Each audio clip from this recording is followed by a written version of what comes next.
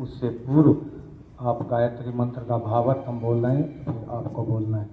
बोलिए, उस प्राण स्वरूप दुखनाशक सुख स्वरूप श्रेष्ठ तेजस्वी पापनाशक देव स्वरूप परमात्मा को हम अपनी अंतरात्मा में धारण करते हैं।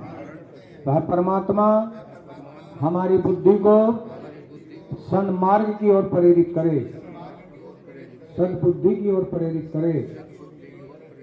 भगवान से क्या कामना की गई है? सद्बुद्धि की कामना की। आज बुद्धि तो सबके पास है, ऐसा इस दुनिया में कोई नहीं है जिसके पास बुद्धि ना हो, लेकिन हम उस बुद्धि का कितना सदुपयोग कर पा रहे हैं, ये हमारे विवेक के ऊपर निर्भर करता है। आज पढ़ा लिखा व्यक्ति भी, अपने आप को ग्रेजुएट कहने वाला भी, जो हमको नहीं करना चाहिए वो कर रहा है, जो नहीं लिखना चाहिए वो लिख रहा है, और जो नहीं देखना चाहिए वो देख रहा है। ये सबसे बड़ी विडंबना है। जो कहते हैं पढ़े लिखे हैं बुद्धिमान, लेकिन यही बुद्धि अगर हमारी सद्बुद्धि की ओर अग्रसर हो जाए तो हमारा जीवन धन हो जाए। भगवान से हमने सद्बुद्धि की कामना की गई है। जब हम गायत्री मंत्र की उपासना साधना आराधना करते हैं, तब गायत्री मंत्र हमको सविता देवता कहाँ से, जो हजारों, हमारी जो बुद्धि है ना, ये बड़ी कुचक्र बुद्धि है, चालाक बुद्धि है। आज बड़े बड़े पदों पर बैठे हुए अधिकारी और नेता क्या भ्रष्टाचार और लिप्त हैं, आप सब जानते हैं, बताने की आवश्यकता नहीं है। लेकिन भगवान से हमारे गायत्री मंत्र हम जब करते हैं तो हजारों सूर्य को प्रकाश देने वाला सविता, जब हम गायत्री मंत्र करते हैं वहाँ से प्राणों को लेकर हमारे शरीर के अंदर प्राणों का पोषण करने वाला मंत्र है, वो है गायत्री। इससे बड़ा कोई मंत्र इस देश दुनिया में नहीं है। गायत्री मंत्र को एक तरफ आप रखिए तराजू पर तोलकर, दूसरी तरफ चारों वेद उपनिषद प्रज्ञा पुराण स्मृतियाँ वेद ग्रंथ महाभारत गीता रामायण सब कुछ रख लीजिए, उनसे भी प्रभावशाली गायत्री मंत्र है। गायत्री मंत्र को ही आधार मानकर सभी वेदों की रचना की गई है, लेकिन हम उसके बारे में जानते नहीं है। इसलिए एक बार गायत्री मंत्र सब साथ साथ बोलेंगे। ओम भूर्भुवः स्वः तत्सवितुर्वरेण्यं भर्गो देवस्य धीमहि धियो यो नः प्रचोदयात्। इसके पश्चात हम गुरु का आह्वान करेंगे। गुरु कौन होते हैं? गुरु वह होते हैं जो हमको शिक्षा देते हैं, उनको भी हम गुरु कहते हैं। लेकिन हमको किसी भी प्रकार का कोई भी कार्य जिससे हमें सीख आ देता है, उसको भी हम गुरु कहते हैं। लेकिन सदगुरु कोई व्यक्ति नहीं, एक विचार होता है, एक चिंतन होता है, जो हमें अज्ञान से ज्ञान की ओर, अंधकार से प्रकाश की ओर ले जाए। उस चेतना का नाम सदगुरु होता है। और सदगुरु की महिमा हमारे वेदों में, हमारे शास्त्रों में बहुत शिखर पर बैठाया गया। गुरु को क्या कहा गया? गुरु के विषय में गुरुर् ब्रह्मा गुरुर् विष्णु गुरुदेव महेश्वरा गुरुदेव परब्रह्म तस्मै श्री गुरुवे नमः। और एक संत ने तो और अच्छी बात कही है, क्या कि यह तन विष की बेलगी गुरु अमृत की खान, और शीश दिए जो सदगुरु मिले तो भी सस्ता जान। आज गुरुओं की कमी नहीं है। आप गांव गांव नगर नगर शहर शहर कॉलोनी कॉलोनी कहीं चले जाइए, ऐसा लगता है कि गुरुओं की बाढ़ सी आ गई। लेकिन सदगुरु जिनके जीवन में आ जाता है वो मानव से महामानव बनता हुआ चला जाता है। और ऐसे सदगुरु इस युग के ऋषि वेद मूर्ति तपोनिष्ठ पंडित राम शर्मा आचार्य जी, जो इस युग के गुरु हैं, जिनके सानिध्य में आने पर 15 से 20 करोड़ व्यक्तियों का भाग्योदय हो गया है। उनके जीवन की दशा और दिशा दोनों बदल गई है। ऐसे होते हैं सदगुरु जीवन में आने पर। और सदगुरु के विषय में बहुत कबीरदास जी ने हजारों दोहे लिखे हैं। हजारों दोहे ऐसे लिखे हैं कि आजकल का युवा पढ़ लिख कर उन पर एक एक दोहे पर PhD कर रहा है। क्या लिखा है कबीरदास जी ने? कबीरदास जी ने लिखा है कि बुरा जो देखन में चला बुरा न मिलिया कोई, जब मन खोजा आपनो मुझसे बुरा न कोई। बड़ा हुआ तो क्या हुआ जैसे पेड़ खजूर, पंछी को छाया नहीं फल लागे अति दूर। क्या कहा? ये बात कही है कबीरदास जी ने, हजारों दोहे लिखे हैं। कबीरदास जी कितने पढ़े लिखे थे? किसी ने पूछा, कबीरदास जी ने उसका भी दोहा बना दिया। ये नहीं कहा कि हम चौथी क्लास है, पांचवी क्लास है, अनपढ़ है। क्या कहा कि मसी कागज छुयो नहीं, मसी कागज छुयो नहीं, कलम गयो नहीं हाथ। लेखनी के नाम पर कलम को हाथ में नहीं पड़ रहा है, और जो पुस्तक होती है लिखने वाली उसको हाथ में से कभी छुआ तलक नहीं है। ऐसे थे महंत कबीरदास जी। शिक्षा और ज्ञान अलग अलग माने होते हैं। किताबी ज्ञान अलग होता है, लेकिन सांसारिक शिक्षा जिसको हम विद्या कहते हैं वो अलग होती है। एक व्यक्ति चौथी क्लास पढ़कर भी वो ज्ञान की पराकाष्ठा को पूर्ण कर देता है, जो मानव से महामानव बन जाता है। ठीक है। और एक व्यक्ति पढ़ा हुआ होकर आज जेलों के शिकंजे के पीछे रहता है। ये क्या है? ये ज्ञान और शिक्षा और विद्या का फर्क होता है। इसलिए जो हम शिक्षा ग्रहण करते हैं आज, वो हमारे जीवन में मात्र 10% कार्य काम आती है। 90% सांसारिक ज्ञान अर्थात विद्या हमारे काम आती है। इसलिए हमको शिक्षा के साथ साथ में विद्या का समन्वय कर कर चलना पड़ता है। ठीक है। अब ये ज्योति कलश जो देख रहे हैं आप, इस ज्योति कलश के अंदर परम पूज्य गुरुदेव परम वंदनीय माता जी की शक्ति सूक्ष्म रूप से विराजमान है। ये सबको बात नहीं बताई जाती है, उन्हें बताई जाती है जो मिशन की गहराइयों से जुड़े हुए थे। बाहर का व्यक्ति क्या समझेगा? बाहर के व्यक्ति के लिए परम पूज्य गुरुदेव किसी तस्वीर के रूप में हो सकते हैं, सजल श्रद्धा के रूप में हो सकते हैं, समाधि स्थल के रूप में हो सकते हैं, शांति कुंज की बिल्डिंगों के रूप में हो सकते हैं, लेकिन हमारे गुरुदेव हमारे लिए भगवान है। इस दुनिया में कोई नकार नहीं सकता। ये है महाकाल की ताकत। और ये जो तो कलश देख रहे हैं उनकी शक्ति विराजमान है। दूसरे नंबर पर इस ज्योति कलश के अंदर 2400 तीर्थों का जल और रज विराजमान है। हम अपने जीवन में कितने तीर्थों का सेवन कर सकते हैं? 10, 5, 15 का कर सकते हैं, लेकिन 2400 जो तीर्थों का, जागृत तीर्थों का अगर हमें दर्शन करना पड़े तो हमको 7 जन्म लेने पड़ेंगे। इस ज्योति कलश के दर्शन करने मात्र से ही 2400 तीर्थों का पुण्य फल मिलता है। हमारा जीवन धन हो जाएगा, जीवन मुक्ति मिल जाएगी, ये दावा है। दूसरे नंबर पर जो आप दीपक जलता हुआ देख रहे हैं, यह दीपक उसी अखंड ज्योति का प्रतीक है जो परम पूज्य गुरुदेव ने 18 जनवरी 1926 बसंत पर्व के पावन दिन पूरे विधि विधान से अखंड प्रज्वलित किया था। दीपक प्रज्वलित तो 3 साल पहले किया था। आपने पंडित मदन मोहन मालवीय जी का नाम सुना होगा। पूज्य गुरुदेव को उन्हीं के द्वारा गायत्री मंत्र की दीक्षा और यज्ञोपवीत संस्कार कराया गया था, और उन्होंने ही 3 माला प्रतिदिन करने का पूज्य गुरुदेव को आदेश दिया था। जब आपकी आयु मात्र 12 वर्ष की थी, तब आपकी उम्र 15 वर्ष की हुई। बसंत पर्व के पावन दिन 18 फरवरी 1926 को प्रातःकाल मॉर्निंग में जब गुरुजी अपने कोठरी में, अपने गांव आवलखेड़ा में कच्ची कोठरी थी, हमको भी देखने का सौभाग्य मिला, जहां आपको प्रातःकाल देवात्मा हिमालयवासी पूज्य गुरुदेव के गुरु और हमारे दादा गुरु स्वामी सर्वेशानंद जी जो बड़े बड़े केसधारी हैं, इनका अवतरण प्रकाश पुंज के रूप में जब उस कमरे में हुआ तो गुरुजी एकदम घबराए कि इतना चमक धमक कहाँ से आ रही है। कुछ समझ में बात नहीं आई। खड़े होकर चारों तरफ देखने लगे। तब 5 सेकंड के बाद में उसी ज्योति में से, अखंड ज्योति में से 6 फुट की आकृति प्रकाश पुंज में उभर कर आई। और दादा गुरु ने कहा, बेटा आपको घबराने की जरूरत नहीं है, हम आपके पिछले 3 जन्मों के गुरु हैं। आपका अवतरण मात्र परिवार पोषण के लिए ही नहीं हुआ है, आपका व्यक्तित्व, आपका अवतरण इस दुनिया के 600 करोड़ भाई बहनों के जीवन और दशा को बदलने के लिए हुआ है। तब उन्होंने आपको आदेश किया कि 24 लाख के 24 महापुरुष पूरे विधि विधान से किए और 24 वर्ष तक जमीन पर शयन किया। और खाने पीने में क्या लेते हैं मालूम है? काली गाय रखते थे, उसको जौ चारा आटा खिलाते थे। गोबर में से जो संस्कारित जौ निकलते थे उनकी 1 रोटी 2 पीस कर निकालते थे, 1 रोटी जौ की, और 1 उसी काली गाय के दूध का गिलास, 1 मट्ठे का गिलास लेते थे 24 घंटे में 1 बार।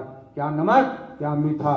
आज हम व्रत रखते हैं 8 दिन के, तो 4-4 बेर खाते हैं, ये साधना नहीं होती। ऐसी कठोर साधना के बल पर परम पूज्य गुरुदेव ने क्या किया, माँ गायत्री को साक्षात्कार किया और गायत्री के युग दृष्टा कहलाए। इनसे पूर्व ऋषि विश्वामित्र का आपने नाम सुना होगा, गायत्री को उन्होंने साक्षात्कार किया था, युग दृष्टा कहलाए थे। उसके बाद में आज के युग के ऋषि वेद मूर्ति तपोनी पंडित राम शर्माचार्य जी ने गायत्री को सिद्ध किया और जन जन तक पहुंचाया।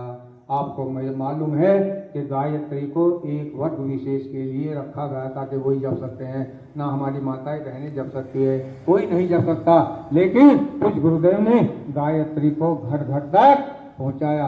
बहन भाई कोई भी जप सकता है। इनको मालूम ही नहीं है कि व्यक्ति कुछ गुरुदेव ने कहा कि ब्राह्मण कौन है। ब्राह्मण की परिभाषा है, ब्राह्मण जन्म से नहीं कर्म से होता है। तब लोगों की बात समझ में आई कि ब्रह्मक किसको कहते हैं, इसलिए घर घर का गायत्री को पहुंचाया। अधिक बात न करते हुए बस ये अखंड ज्योति अगले वर्ष 2026 में अपने प्राकट्य के 100 वर्ष पूरे करने जा रही है। इसी अखंड ज्योति का अगले वर्ष प्राकट्य के क्या मनाया जा रहा है, जन्म शताब्दी वर्ष मनाया जा रहा है। परम वंदनीय माता जी का अवतरण 19 सितंबर 1926 को आगरा में हुआ था। परम पूज्य गुरुदेव की अर्धांगिनी के रूप में माता जी ने वो कठोर साधना की कि उन्हीं के बल पर आज ये जो अखंड द्वीप है, उनकी साधना के कारण ही अपने प्राकट्य के 100 वर्ष पूरे करने जा रहा है। परम वंदनीय माता जी ने इस मिशन को एक बच्चे की तरह पाला है, बड़ा किया है, सींचा है, पोषण किया है। 200 रुपये परम पूज्य गुरुदेव को पेंशन मिलती थी, स्वतंत्रता सेनानी रही पूज्य गुरुदेव 5 साल तक, और 200 रुपये में परिवार का सारा काम चलाती थी।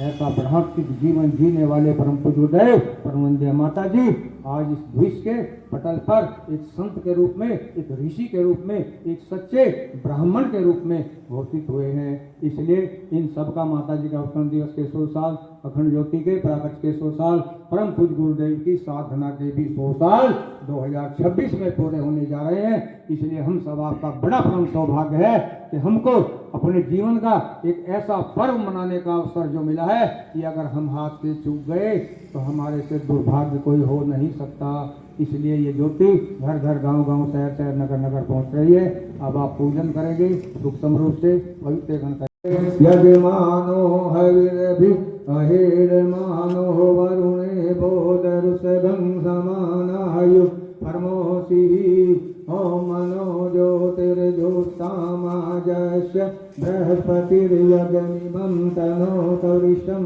यजगन्तमिमं दधातु विश्वे देवासै मादन्तमो प्रतिष्ठा। ओम वरुणाय नमः। आवाहयामि स्थापयामि धायामि गन्धस्थं पुष्पाणि धूपं दीपं नैवेद्यं समर्पयामि। ओम तत्सस्य देवताभ्यो नमः। अपने अपने मस्तक से फूल लगा लें और वहीं खड़े रहें। जिसको माला चढ़ानी हो कृपा आगे आ जाए, इसमें छोड़ लीजिए, कोई बात इसमें छोड़ लीजिए। आ जाइए, हाथ लगाइए जिसको माला चढ़ानी है।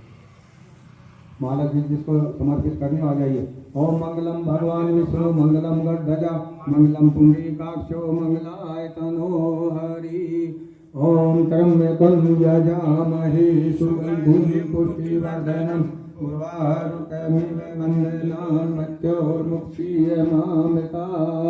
ओम भूर्भुवः स्वः तत्सवितुर्वरेण्यं भर्गो देवस्य धीमहि धियो यो नः प्रचोदयात्। ओम भूर्भुवः स्वः तत्सवितुर्वरेण्यं भर्गो देवस्य धीमहि धियो यो नः प्रचोदयात्।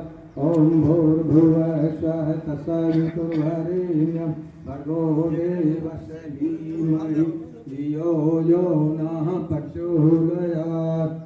अब जिसके पास फूल है अभी वहीं खड़े रहे, अभी वो चढ़ाएंगे, पहले आरती करेंगे। और दीपक वाले और कोई भाई हैं अगर पीछे भी है दीपक के पास, एक आगे भेजेंगे। यहाँ पर आप थोड़ा वेदांत विदो वदन्ति परम प्रधानम पुरुषं तथानि विसोद्गते कारणमीश्वरं तस्मै नमो विघ्न विनाशिनाय। ओम यं मृदुमरुते विष्पन्ति दिविष्टै वेदै सांकर्मो निष्दै गायन्ति यं सामिमा दानवस्ति तद्गते नुमनिषा पश्यन्ति यं योगिनो यस्साम्य विदुषुर्गणाय देवाय तस्मै नमः देवाय तस्मै नमः। फूल चावल मस्तक से लगाइए और चढ़ा दीजिए। यहाँ शांति पाठ, शांति चढ़ा दीजिए। भाई ओम मंगलम भगवान विष्णु मंगलम गणध्वजा मंगलम पुंडरीकाक्षो मंगलाय तनो हरि। शांति अभिषेचनम चढ़ा दीजिए। हटते रहिए, चढ़ा जाएगा, छोड़ दीजिए बस। कोई टच ना करे, ज्योति इसको टच ना करे, दूर से चलाए, हाथ जोड़कर प्रणाम करे। ओम गौ शांति अंतरिक्ष गम शांति पृथ्वी शांतिरापा शांतिरोषिधय शांति वनस्पतयः शांति देवा शांति ब्रह्म शांति सर्वगं शांति शांतिरेव शांति श्यामा शांतिरेधि। ओम शांति शांति शांति सर्वारिष्टेषु शांतिर्भवतु। सब भाई बहनों को प्रसाद दे देंगे, समझ गए? कोई भी बगैर प्रसाद के ना जाए। अब ये जो दीपक आप जला कर लेकर आए हैं, इसको पूजा के स्थान पर रख लेना। 2 घंटे 6 घंटे 12 घंटे 24 घंटे अखंड जलाना चाहती हैं तो आप जला लेना, ठीक है? कोई दिक्कत वाली बात नहीं। हाँ जी, हाँ जला लेना। तो सुखदाल तीर्थ भगवान की, स्वामी कल्याण देव जी महाराज की। आत्मीय भाई और बंधुओं, गायत्री मंत्र आता है सब पर? नहीं आता है? आता है, बहुत अच्छी बात है। ताली बजाओ अपने लिए, सब पर आता है। गायत्री मंत्र का भाव सुने, उसके बाद गायत्री मंत्र बोलना है। बोलेंगे उस प्राण स्वरूप दुख नाशक सुख स्वरूप श्रेष्ठ तेजस्वी पाप नाशक देव स्वरूप परमात्मा को हम अपनी अंतरात्मा में धारण करते हैं। यह परमात्मा हमारी बुद्धि को सन्मार्ग की ओर प्रेरित करे। गायत्री मंत्र एक बार। ओम भूर्भुवः स्वाहा तत्सवितुर्वरेण्यं भर्गो देवस्य धीमहि धियो यो नः प्रचोदयात्। इसके पश्चात हम गुरु का आह्वान करेंगे। गुरु कौन होते हैं? गुरु वे होते हैं जो हमको शिक्षा देते हैं और हमको किसी भी प्रकार का कोई कार्य सिखा देते हैं तो हम उसको भी गुरु कहते हैं। लेकिन सदगुरु कोई व्यक्ति नहीं, चेतना होते हैं, विचार होते हैं जो हमें अज्ञान से ज्ञान की ओर, अंधकार से प्रकाश की ओर ले जाए। उस चेतना का नाम सदगुरु होता है। सदगुरु की महिमा हमारे वेदों में, हमारे शास्त्रों में बहुत उच्च स्थान दिया गया है। सदगुरु को क्या कहा गया है? गुरु ब्रह्मा गुरु विष्णु गुरुदेव महेश्वरा गुरुदेव परब्रह्म तस्मै श्री गुरुवे नमः। और एक संत ने तो अच्छी बात कही है। क्या कहा है कि यह तंदुरुस्त की बेलरी गुरु अमृत की खान और शीश दिए जो सदगुरु मिले तो भी सस्ता जान। ये है सदगुरु की महिमा। आप गुरु का आह्वान करेंगे। ओम अखंड मंडलाकारं व्याप्तं येन चराचरं तत्पदं दर्शितं येन तस्मै श्री गुरुवे नमः। परम पूज्य गुरुदेव, परम वंदनीय माता जी के सूक्ष्म संरक्षण में आत्मीय भाइयों और बहनों, आज का ये कार्यक्रम का शुभारंभ हो रहा है गंगा पब्लिक स्कूल के माध्यम से और इसी विद्यालय के बच्चे और यहाँ के शिक्षकगण आज इस आयोजन में प्रतिभागी कर रहे हैं।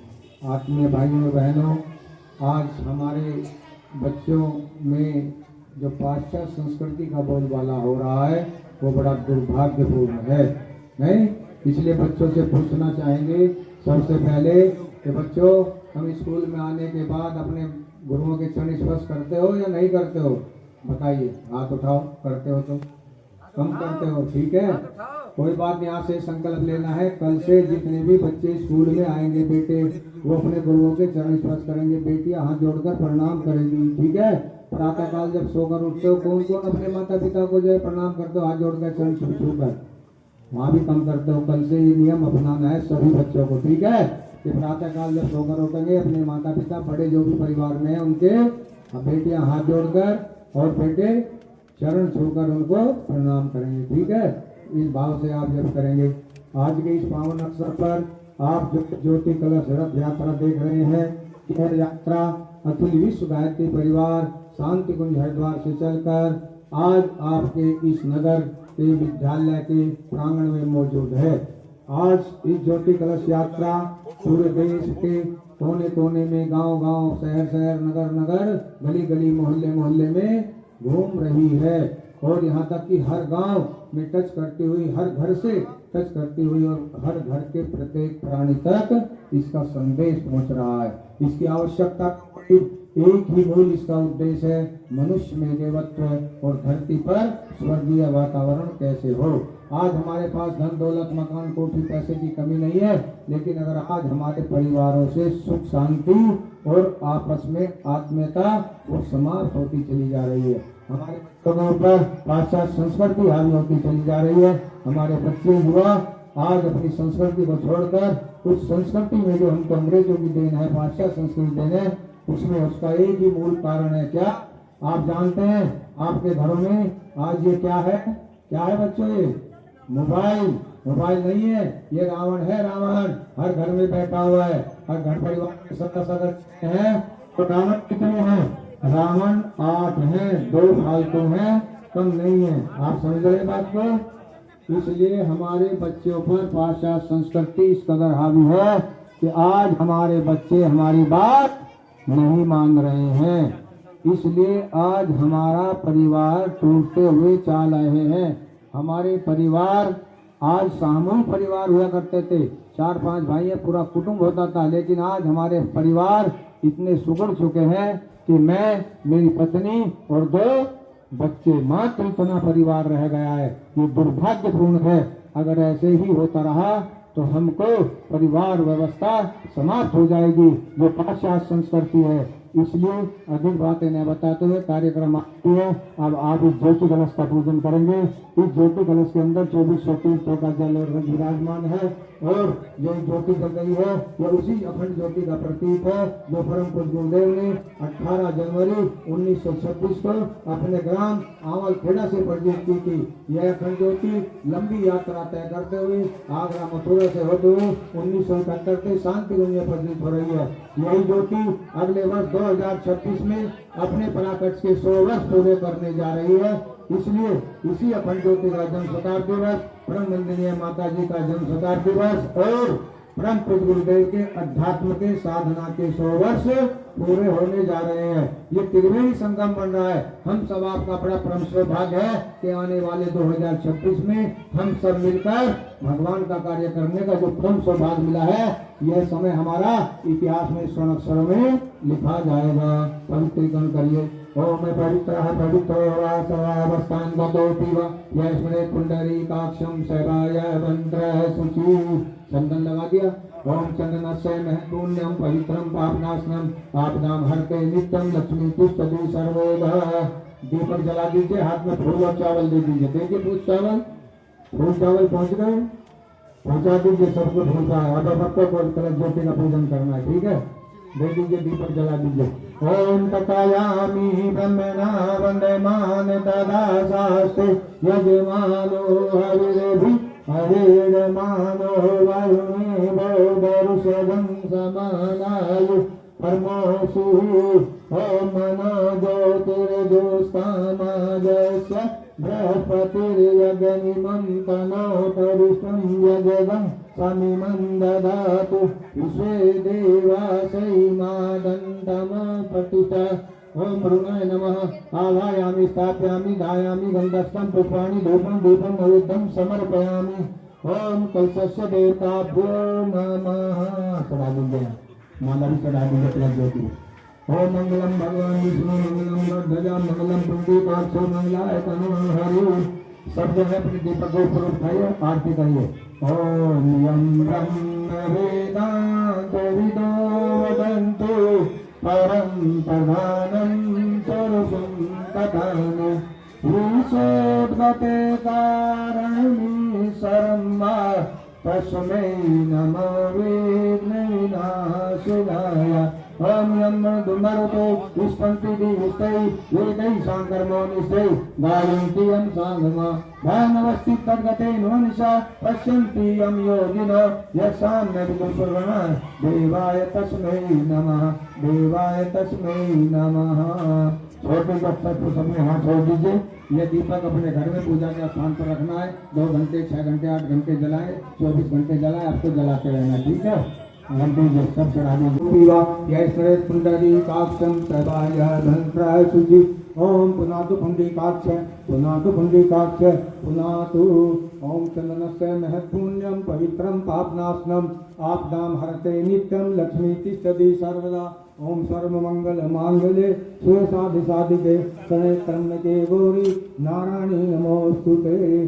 अब आपके हाथ में अक्षत और फूल है, दे दीजिए। फूल चावल दे दीजिए, आप दे दीजिए भाई साहब, फूल चावल दे दीजिए सब लोग। तुरंत सिरका करके दे दीजिए, फूल और चावल दे दीजिए।